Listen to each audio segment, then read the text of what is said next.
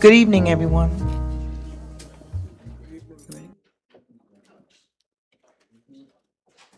We ready?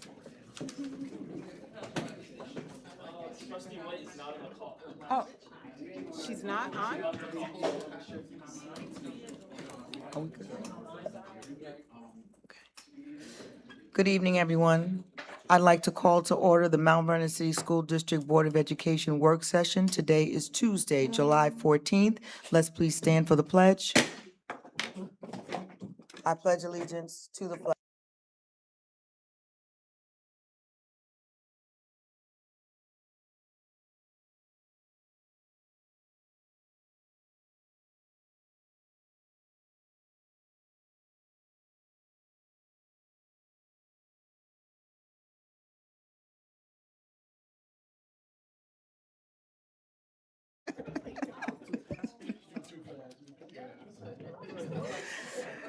Thank you. I would like to acknowledge that Trustee White is supposed to, we're having some technical difficulties to get her on Zoom, but she's scheduled to join us via Zoom tonight. Trustee Middleton is traveling today, so she's excused. Okay, all right. Thank you. Roll call, please. Trustee White, Trustee Vasquez, Trustee Peterson, Trustee Evans, Trustee McDonough, Trustee Middleton, Trustee Brown, VP Scott, and President Maribel. Present. We have a quorum? Yes. We have a quorum present. Thank you. At this time, we'd like to hear a presentation from our Assistant Superintendent of Curriculum and Instruction, Dr. Doggett, on iReady data.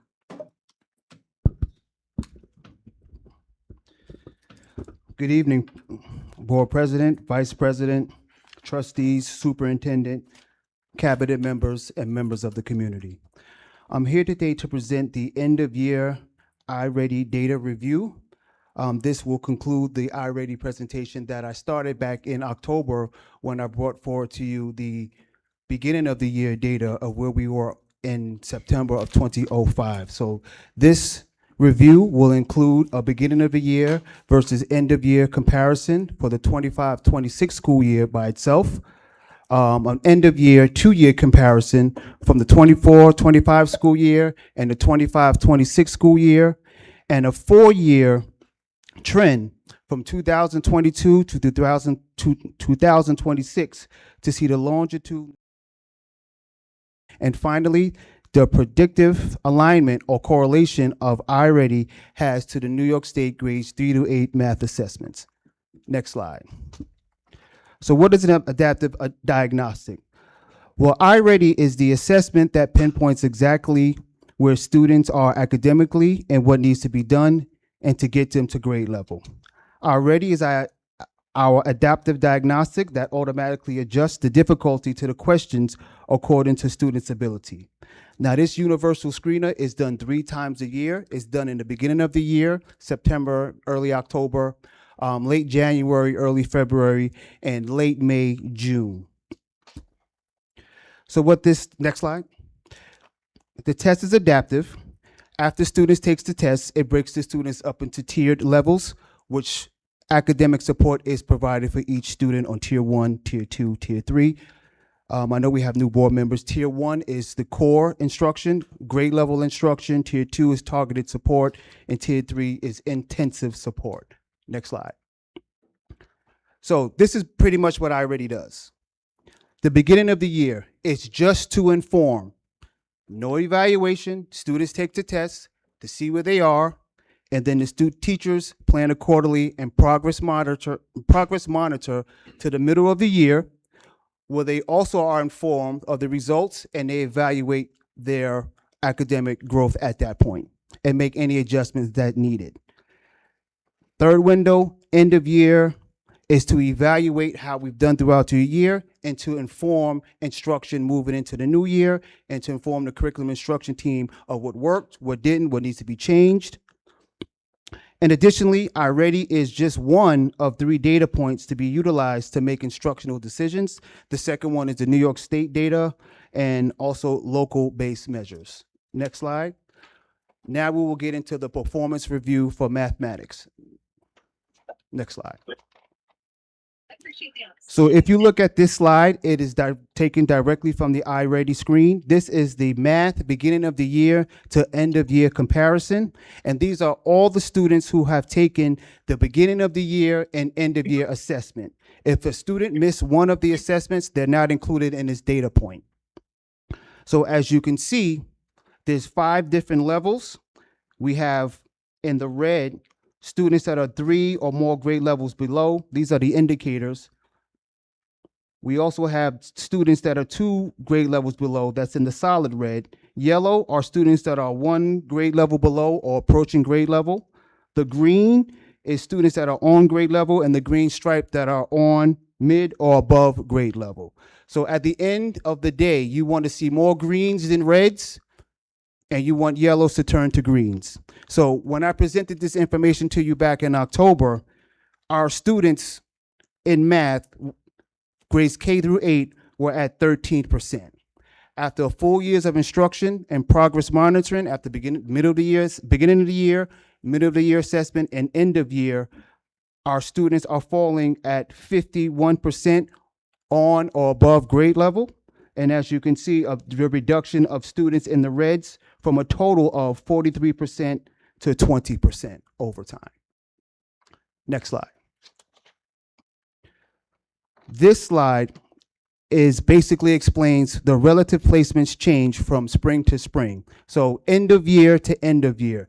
And you want to look at the end of year because those are the students that are leaving that grade on grade level.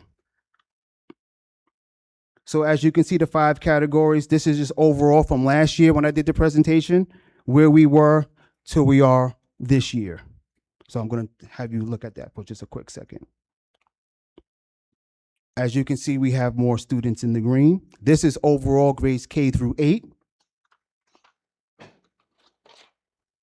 And one of the recommendations for the presentation when I presented in October was to break it down by grade level. So I did on the next 2 slides. If you go through them, you can actually see the variation of grade levels, the growth. And I also would like to tell you for this year, we did decide to test some unique learners to see if we had to change the curriculum for them. So that may have impacted the data, but overall we made growth. So if you look at the various grade levels, this one is grades K through 5. As you can see, the overall growth in areas of need. Next slide. Math, grades 6, 7, and 8. Let's take a minute to look at that. This also lets us know if there's any specific grade levels that need to be targeted. Is it instruction? Is it a curriculum gap? Is it a curriculum implementation? That's what the C&I team breaks down over the summer, as well as building principles. Next slide, please. So this is the slide I presented in last year's presentation exactly 1 year ago today. And I like this slide because it shows the growth over time that the district has made. Last year, I had 3 years. This year now is 4 years. So if you look at it overall, we have more students approaching grade level, more students at grade level or above, and less students below grade level. In 2022, we were at 32%. 4 years later, we're at 49%. So you can see the longitudinal growth that we've been making over time, steady incremental growth each year. And I would like to say, as a former building principal, as you move up in scores, it gets harder and harder to move students forward. So you won't see a lot of gaps, 10% this year. You start seeing 3%, 5%, 2%. We want 5%. But again, as you move up, it gets harder to move. Now we're going to move into ELA reading. Next slide. Same exact structure. ELA beginning of the year to end of year overall. These are all students who have taken the beginning of the year and end of year iReady assessment. Any student with 1 data point, whether they took the beginning of the year or only end of year, are not included in this data point. However, they are included in the end of year data point. So as you can see, in the fall, in October, when I presented this presentation, students were at 26% on grade level. We are currently at 57% proficiency in grades K through 8 overall for this school year only. Next slide. I'm also going to do the 2-year comparison from the end of year last year, and this slide is all students who have taken the end of year. So this is not a 1-year comparison where you needed 2 data points. These are all students who've taken the end of the year. So if a student started June 1st, June 2nd, they've taken the end of year, they're included in this total. Overall, you can see the growth from 1 year to the next. Next slide. Now we're going to go through the grade levels. And if you look at grade 1, it's not written there, but that is in the red, that is 3%.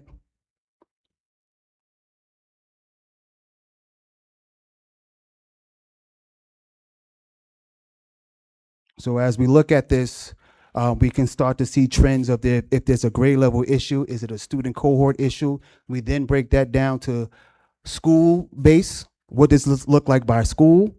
What does it look like by school per grade level? And then what does it look like per teacher? That's a further drill down analysis. Next slide for grades 6, 7, and 8.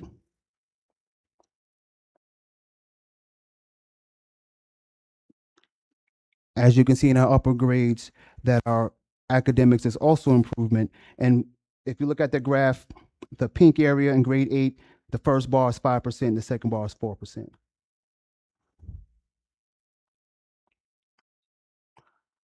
Next slide. Again, same slide from last year, showing this is the 4-year trend. I added another year. As you can see, in 2022, we started at 37, we ended at 37% students leaving the grade on grade level. 2023, 2024, 47% leaving at grade level. Last school, 24, 25, 52%, and 25, 26, 56% students leaving at grade level, and less students far below grade level, which is the overall goal. Next slide. So this is new. We look at iReady to make decisions. We look at iReady to inform instruction. Teachers use it for planning to get students on grade level. So how well does iReady predict or correlate proficiency levels, which means students performing at level 3 or better, which is the greens, on New York State's assessments? So what we did is we took the iReady scores from last school year, because the scores from 24-25 school year, and we did a comparison by grade level to see the correlation. Now, anything plus or minus 5 is good. The reason we're not using 25, 26, because that data is not out yet, and we cannot do a correlation. So I'm looking forward to seeing that correlation, and most likely I'll be back before you in the fall to do that presentation as well. So overall, you can see the variations between the grade levels, but if you look at the last column to the far right, that is district. For math, the end of year 24-25, students were at 46% in grades 3 through 8. On a New York State assessment, we performed at 42%. Next slide. For ELA, again, you can look across the grade levels. Look at the far right. You will see iReady for 24-25 school year. End of year was 48%. How did we do on the New York State ELA assessment? We scored at 45%. Next slide. So key takeaways. Sustained growth. Our 4-year iReady trend demonstrates that continued growth is happening in both ELA and mathematics, reflecting the district's commitment to strengthening Tier 1 instruction and improving student outcomes overall. The predictive validity is that iReady results are closely aligned to New York State assessment proficiency rates, confirming that iReady is a reliable predictor of student performance. And you want to give yourself a little plus or minus 5. The reason I want to say that because iReady also does not assess writing, and writing is a crucial piece of the New York State assessment as well. Data-driven decision-making. The district assessment systems provides educators with timely, actionable data to progress monitor. That includes our MTSS, identify learning needs and make informed instructional decisions, and our commitment to a continuous improvement over time, the consistent implementation and revisions of high quality curriculum, targeted interventions, and ongoing progress monitoring, again, which is our MTSS. So our next steps, we want to continue using the iReady diagnostic data to inform instructional planning and intervention, which our team is currently working on this summer. We want to strengthen our Tier 1 instruction, which is a priority of Dr. Strickland, through ongoing professional learning and instructional coaching. We're going to continue to monitor student growth, expand opportunities for targeted interventions, this is Tier 2 and Tier 3, and also provide enrichment for our students who are performing on grade level, and maintain a strong focus on continuous improvement by aligning our assessment data, instructional practices, and student support systems. Any Thank you, Dr. Doggett. Do we have any questions from our trustees? Yes, I have. Hold on, okay. Trustee Evans. For the students who did not take the assessment, and I understand you said not everyone is included, because if you miss one assessment, you may not be included in, that's my understanding, right? That's correct? And the year, in The the year. year-to-year comparison, Right. yes. For the population of student who did not take the assessment, who missed the test, or whether it's one or both, did you do a drill down to understand why they did not take the test? Besides being absent, what other factors could have contributed to them not taking the test? And who are those students? Meaning, are they the low performers? Do they have test anxiety? What's the reason for them not doing the test? I can tell you that. We may have a very few that are absent, but we have a lot of students who are nonverbal. And that population is the population that is not testing. They are geared towards the alternate assessment, so they do not take the iReady assessment, and there's a lot of those students. So they're excluded in the total, because when you see the total, you saw maybe 3,900 versus 35 that tested. Our student information system reads students as grade levels, so it's always going to be a void of a few hundred. We know internally who those students are that's intentionally not included in this testing. So they've had the alternate test. Yes, they have other measures. Yes, that's not this. Okay. And how do they compare? How do they fare, I should say? I don't have that information for this presentation. Okay. And I have. When the alternate assessment results come back in, I'll be able to share that with you.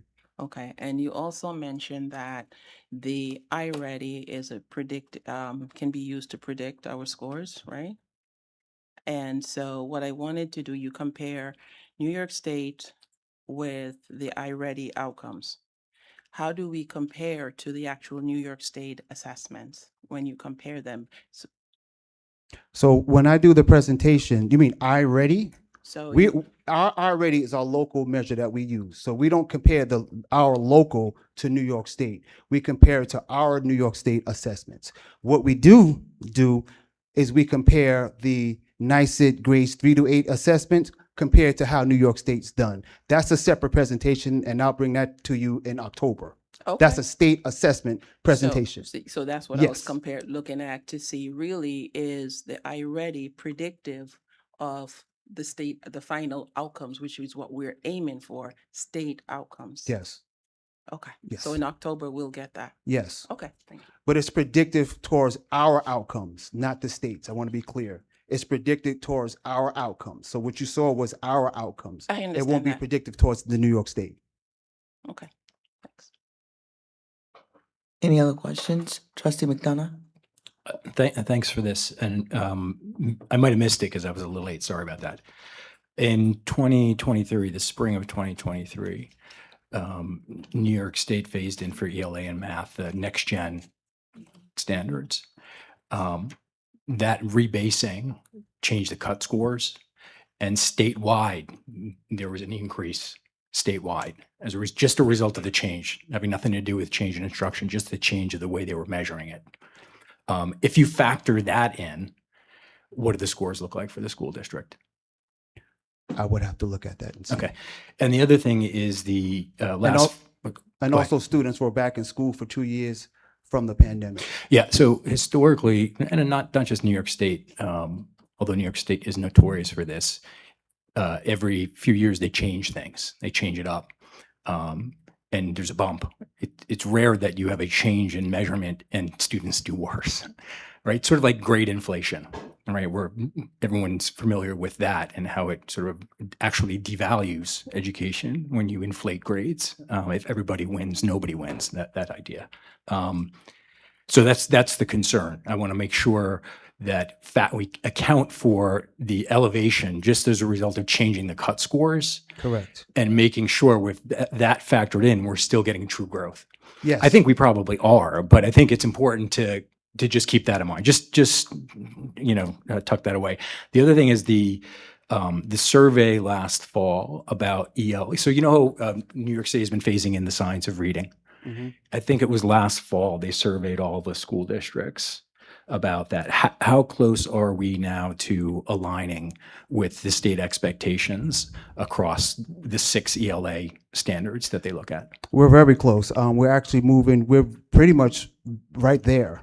We're finalizing some things in ELA over the summer. We have some new pilots that we're bringing forward. We also, and all of them are embedded in all the pillars of science of reading. So we're looking to basically finalize that. There are some areas that we're working on in grades K through 3. We have some gaps, and we're looking to close that over the summer. Thank you. Okay, any other questions? Thank you, Dr. Doggett. Welcome. We're going to move on to section 3, human resources. I'd like to draw your attention to resolutions 3.1 through 3.5. Are there any questions, comments?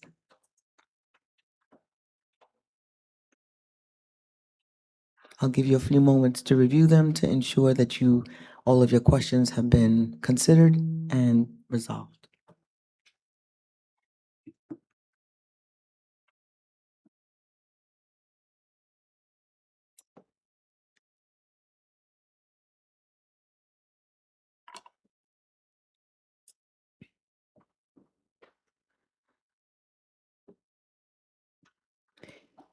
Hearing nothing, we will move on to section 4, curriculum and instruction, 4.1 through 4.2. Are there any questions? Yes. Yes. Trustee Evans? Yes, I'm sorry. How many students do we expect to be served by the Smart Scholars program for both programs? Dr. Strickland, would you like to respond, or? We just actually been talking with our school leaders that are running the program. Dr. Doggett, did you want to provide a number? 20. Oh, per grade level. Okay. And there is going to be a complete revamp of the program. Prior to coming, we've noticed that we have not hit the benchmarks. As we've been getting things from New York State that have decreased funding, I've called for changes in the program, and Dr. Doggett and Ms. McCoy have been working tirelessly to make sure we get in compliance with the rules of Smart Scholars. Okay, so that would include all the outcomes for the program itself, Yeah, so that we can demonstrate a return on the investments that we as a school district is making into this program. of course, but I mean, this is funding from New York State to the district, and it's actually being scaled back as a result of us not meeting the metrics of the program. For instance, students are supposed to be on a college campus, receiving instruction from professors. That part has not happened with fidelity across the district. Year 1 is done for me, but now we're implementing all the changes that I've seen that are not in compliance and that are hurting the district, and making changes accordingly with the team. Okay. And also, I'm sorry, I have. Hold on. I have one Hold more on, question. hold on one Okay. second. Anyone else have a question? Trustee Evans? Yes. So for, I think that's a Regents program that you have, there's a vacancy, a position, a math position at Mount Vernon High. Do you know, or how, can you speak to when do you anticipate that we are gonna, we'll be able to fill that position? So to be determined because there's probably no individuals from the district have currently applied for the program. However, that doesn't mean that we don't keep canvassing employees. In addition, some of the administrators have different connections with some of the employees and they encourage them to get here. We put TBD there so that you know that the funding is already encumbered so that when we get that individual, we are able to continue to still pay them. Okay, thank you. You're welcome. Any other questions?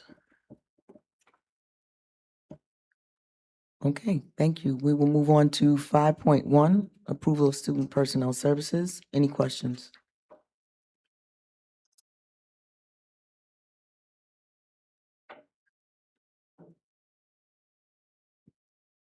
If none, we'll go on to 6 grants, 6.1 and 6.2.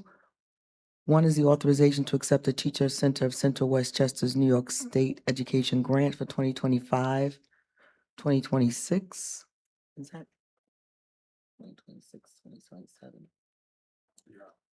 Okay, that should be 2026, 2027. Okay. That will be edited in real time.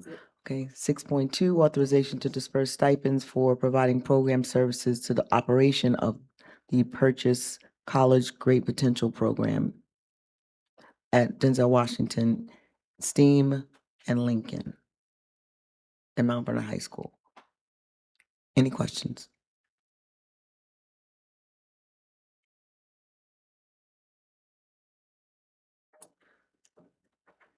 Hearing none, let's move to the business office. 7.1 through 7.8. I'd just like to take some time. Number one, 7.1, certification of uncollected taxes for 2025, 2026 tax roll. Are there any questions on that? Okay, Trustee McDonough and then Trustee Evans. Just, was the attachment, the list of taxes, was that missing some pages? That's the one is that what we're talking about? The property tax listing? Was missing. Except the certification, Yeah, the, are we sorry. missing taxes? No, Dr. no. Strickland? That, I mean, you know, that property tax pages. listing, yeah. Oh, is it, it's, okay, I thank was you. gonna say it's Thanks. flipped. Yeah, got it, thanks. Any questions on that? We're just gonna spend a little time on, on this particular, section. 7.2, approval of food service management contract for Sodexo for next year, for 2026, 2027. Any questions? Yes. Okay, I'm sorry, Trustee Evans, you had a question on 7.1, correct? 7.1 and Let's also go back to 7.1. Was your question 7.4. answered? I don't know if I missed it, but I was looking to see or try to get a better understanding of the dollar amount for that uncollected taxes. Okay. I didn't see that. If you look I into have to the refresh? executive, yes, Okay, it'll be in the executive got it. content. Got it. I was It's not looking for it. I for, couldn't find it. It's Got it. okay. Thank you. And then as I was reading it and I'm, it just felt like the resolution was a little duplicative for me. Is that the first half sounds like the second half. Is that intentional? Or is there like an error? I read it and it sounded all the same. And I'm not here to debate the legal part of it. I'm just asking for my clarity. Can, Dr. Strickland, can we ask, I'm gonna be honest, I have no idea, but I will say that in the past, we have not brought this to board like we should have. The actual certification of the taxes. So what I can do is work with my team to determine if it's duplicative or not. But I'm just already grateful that we are finally following a process that actually certifies taxes and make sure that we can hold the city of Mount Vernon accountable to what it is that they must collect on our behalf.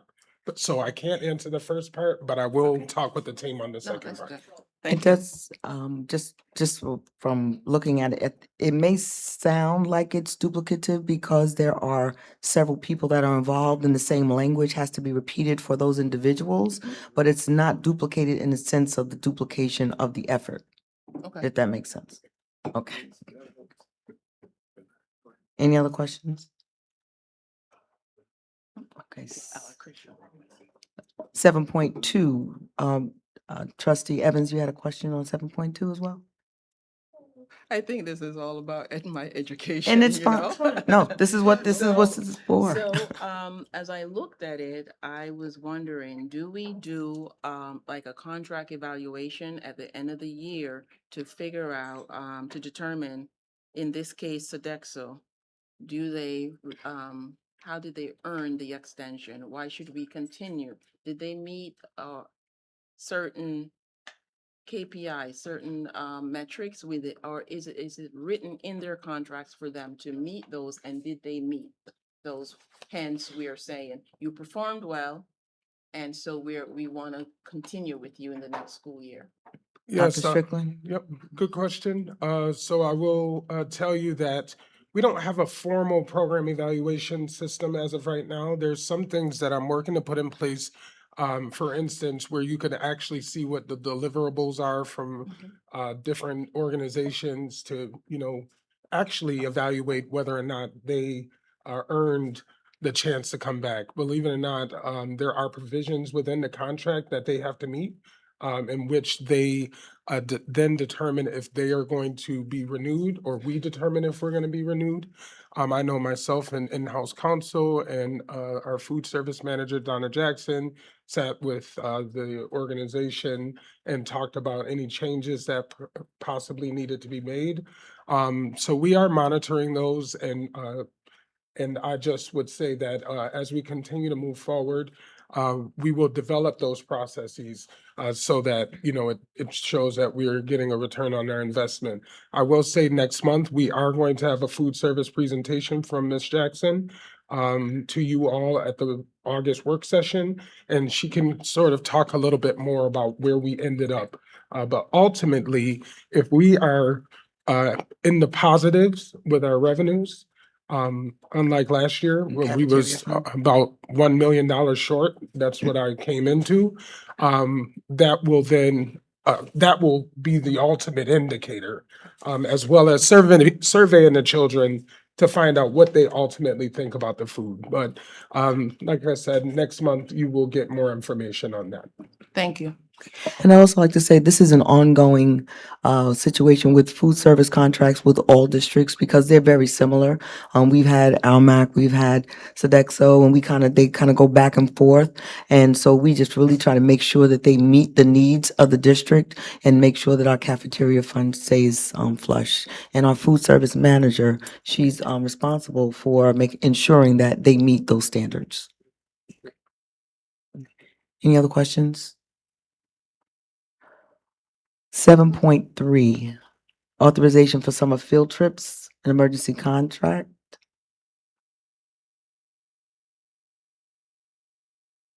I know there was a question regarding field trips overall. Dr. Strickland, did you want to address that now or? Yes, so field trips are actually included in this year's budget. It's in a lot of different areas, unfortunately, in our financial management system. But I will say that, there's no specific allocation per classroom, per grade level. It's basically, the schools have a pot of money to be able to fund field trips. So we're not heavily relying on our PTAs and, thinking that we just have to raise money. Like, these are things that should be a part of the general education curriculum for our students, and they should be allowed to go to different places because the world is like a learning canvas.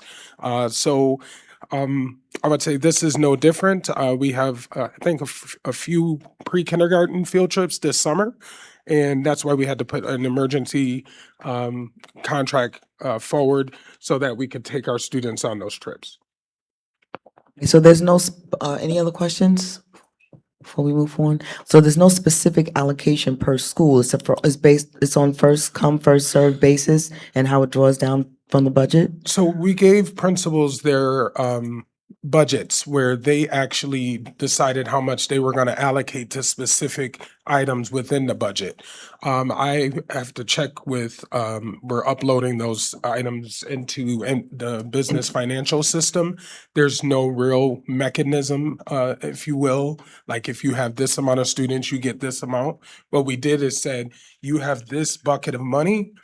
How much are you allocating towards field trips? How Per much are you school? allocating? Yes, per school. And you know, that's how, so they sort of decided what it is that they were going to do. And then you pooled all of that together and placed that cumulative number into the budget? Is Into that the how? budget book. That's why we have the number, because we can actually identify what is in each of those field trip lines. And we're still working with our chart of accounts to make sure that it's orderly, it's by school, by department, so you can clearly delineate where funds are in the budget. I hope that addresses the questions that we received through it being email regarding field trips. Okay, Vice President Scott? So if the PTA wants to do a field trip, they then should go to the principal of the school to organize that? Is that what we're saying? No, I was just saying, you generally, schools go to the PTA organization or the PTOs to help finance a field trip. And what I'm saying is we shouldn't necessarily rely on the PTAs, PTOs all the time to do things that a school district does, which is send children on field trips. Not saying that they can't. We love their support and they provide a lot of it. They help up with the field days and things like that. But it's also a gray area. It starts bleeding into the food services area because people want to sell cupcakes and, you know, we're a nut-free district. We can't sell those things during the day. We can't sell little Huggies and juices and things like that. So, you know, it helps alleviate a lot of the issues that we have. I don't want it to be a barrier for why a teacher cannot take children on trips. I want to make it as easy as possible. And Trustee McDonough? I just wanted to add on to that, the importance of enrichment in this city school district. A lot of our students are isolated. They don't have resources to go out and do things. That is incredibly important to your overall education, being exposed, going into other cultural environments. So I know we're financially in difficult times right now, but long-term, that ought to be a goal of us. All right, thanks. Okay, Dr. Strickland? And I also, why that became a priority of mine, I've been showing up in a lot of spaces in Westchester and I've consistently heard that Mount Vernon is not there. And a lot of it is because we don't have transportation. And that's something that I'm not gonna stand for, because when our kids go to these events, they are showing up and like showing out in positive ways, like literally getting recognition from Commissioner Rosa, from Chancellor Young. I mean, you saw our young ladies that presented their projects, like we had to find ways to get them there. That should not be. They were going to do a service and we had to find ways to get them there. And they did a remarkable job. And I'm sorry, I kind of want to show our students off because they can compete with these other districts in this community. So, Absolutely. Any other questions? The 7.4, approval for boys varsity basketball team to travel to Orlando to compete in the KSA Orlando tournament. Any questions?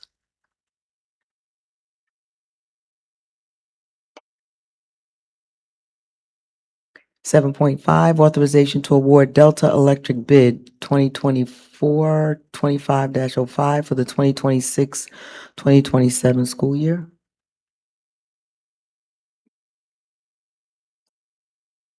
Authorization to award bid 2024-25 2402 to Waste Management Services Suburban Carting for the 2026-2027 school year.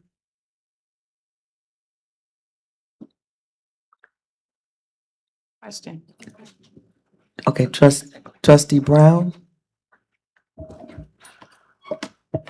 For 7.5, the award Delta Electric, there was nothing attached.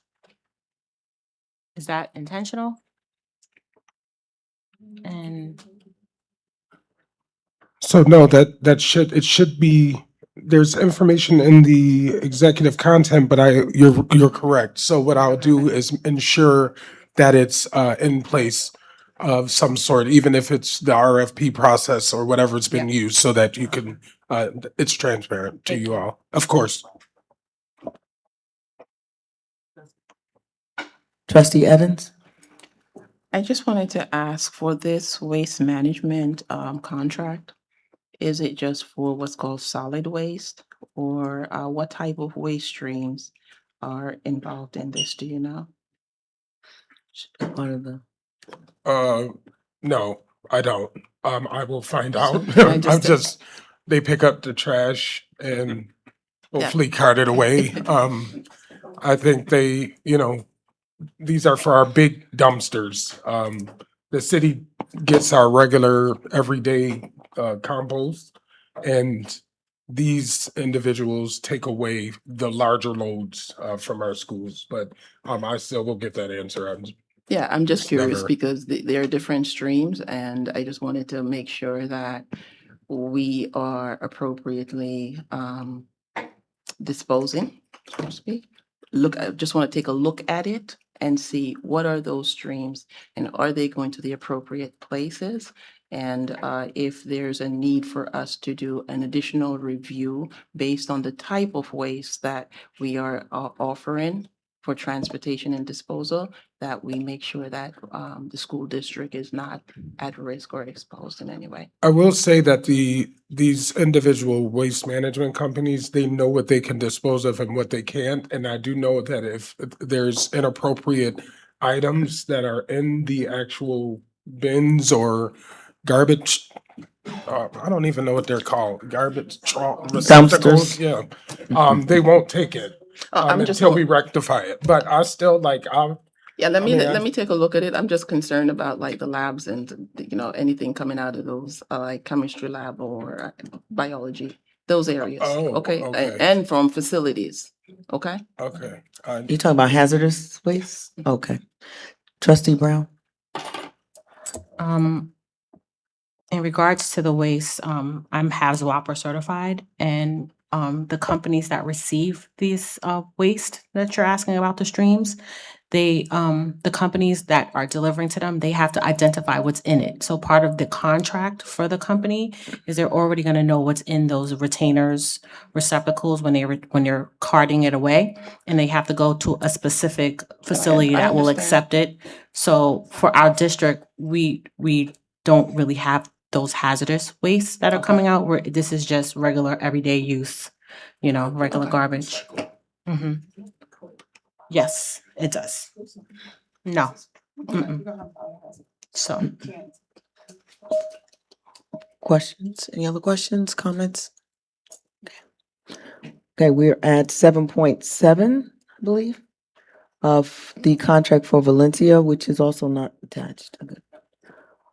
Any questions on Valencia work group for 2027 landscaping services? 2026-2027. Any questions? Trustee Brown? so while it's not attached, I would love to see exactly all of what Valencia is going to do in their contract. If it's just landscaping, if it's snow removal, like what is the totality of the contract? Please. Mm-hmm. So we're going to, don't want to pull this until we see the contract? Is that what you would like to do? Okay, all right, we're gonna pull 7.7.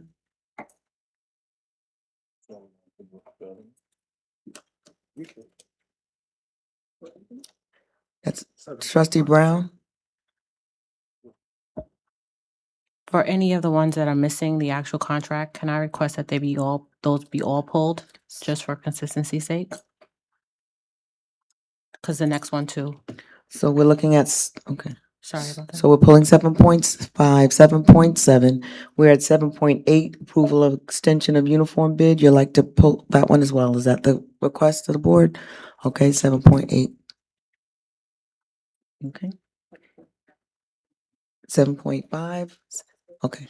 So any other questions? Okay, so we're going to, just to reiterate, we're going to pull 7.5, which is the contract, the award for Delta Electric. 7.7, which is the landscaping services for Valencia. 7.8, which is the extension of uniform bid.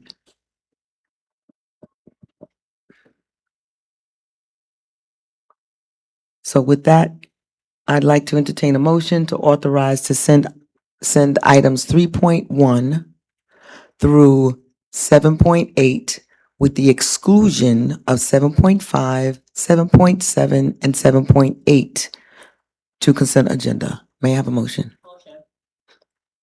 Okay, I have a first and a second. Is there any discussion? Further discussion? We'll call for the vote.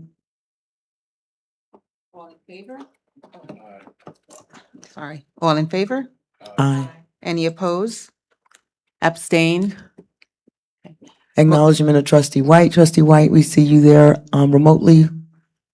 In favor, is that yes? And just to acknowledge. Thank you. And just to acknowledge that we also have trustee McDonough just for roll call, just to make sure we have those two trustees listed. Yeah. Okay, Motion carries. okay, thank you. At this point, I'd like to, call for comments from the board. Do we have comments from our board members tonight? I know trustee Brown, you have a comment? Okay, but while you're looking for that, do we have comments from other trustees? Okay, trustee Vasquez?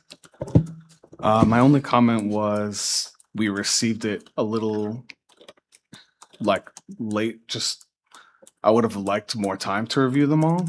So is it normal that we receive it like the day before or? No, we get it a week before. You, we will, yep, so. I tried to check for the draft. I didn't see it. Okay. Okay.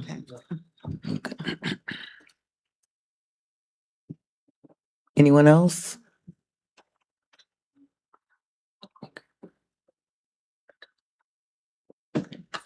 All right, trustee Brown?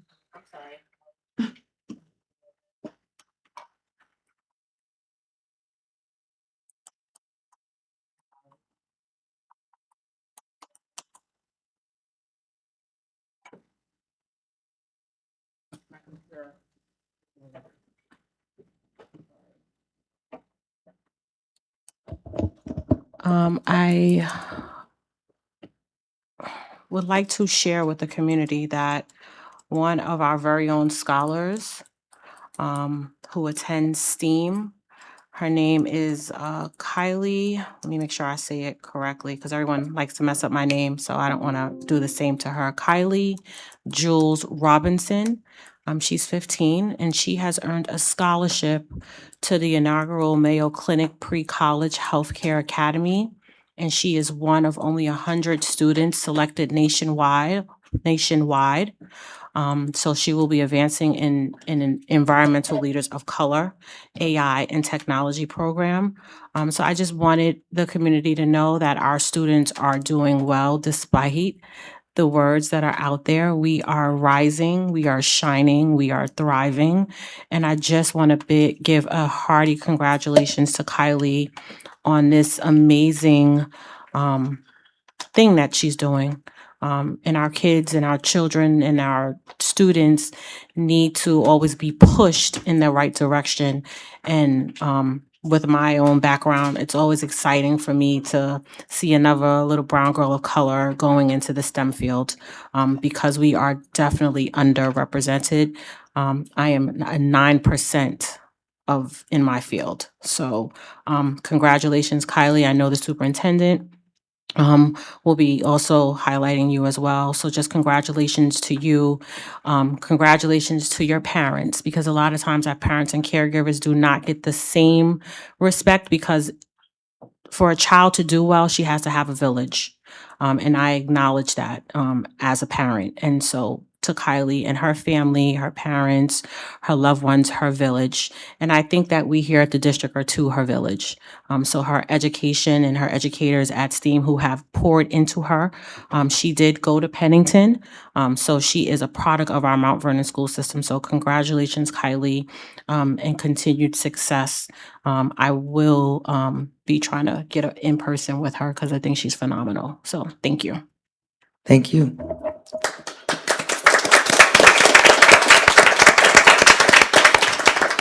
Yes, our children are phenomenal. I would just like to let the board members know that in front of you, you should have an envelope, and that envelope actually shows you your NSBA points and awards that from your training that you've done so far. Thank you for the work that you're doing and volunteering, and also the training and the knowledge that you're learning and earning in order to be a trustee here in the city of Mount Vernon. I just wanted to say thank you for that.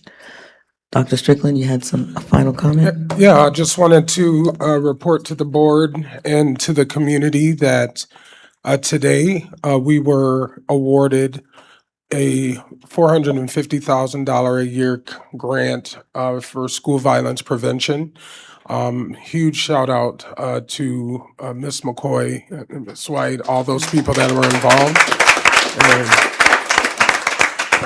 this will help with some physical measures like metal detectors, but also people, like making sure that we have restorative hubs in our schools where individuals can really sit and talk and try to get our students on the right track. And so this was a competitive grant, meaning it's like, it's a big deal. It's hard to get, and we got it. So I'm just gonna keep putting that stuff out there as well. Thank you. So we want to hear good, positive stuff. Okay. All right, do we have anything for executive session? Yes. Can I have a motion, please, to enter into executive session for the purpose of discussion of pending or current litigations? Okay, we have a first and a second. May I call for the vote? All in favor? Any opposed? Abstain? Motion carries. We are now in executive session and we will not be returning, and we would like to thank you for being with us tonight. We'd also like to acknowledge our union leadership is in the building. We have Mr. Israel, our president, and we have Mr. Green, our vice president of the Mount Vernon Federation of Teachers. Thank you for joining us tonight as well.